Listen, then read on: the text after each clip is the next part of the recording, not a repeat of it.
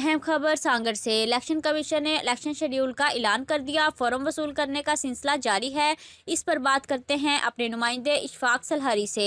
Election commission की जानिब से 8 फरवरी को इलेक्शन के शेड्यूल देने के बाद इस वक्त सांगड़ के अंदर सांगड़ जो PS 40, 41, 42, 43, 44 और 45 के अंदर NA 209 और NA 210 के जो नामजदगी फार्म है वो लेने का सिलसिला शुरू हो चुका है। अब तक जो मेन जो शख्सियत जो जहाँ से NA 209 से जो फार्म हासिल कर चुकी हैं उनमें बरहम फ़कीर खासकली और शाजिया मरी जो हैं और मोहम्मद अली लगारी जो है वो यहाँ से फार्म हासिल कर चुके हैं 209 से।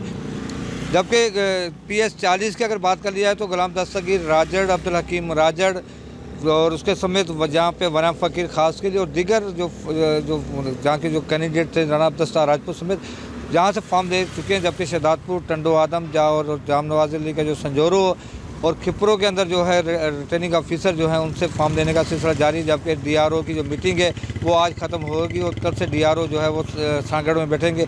इलेक्शन की जो तैयारियों का जो पहला मरला है वो फॉर्म देने का वो आज से शुरू हो चुका है। और सांगड़ के अंदर इस वक्त 902 जो थी वो सबका हल्के थे, पोलिंग स्टेशन थी।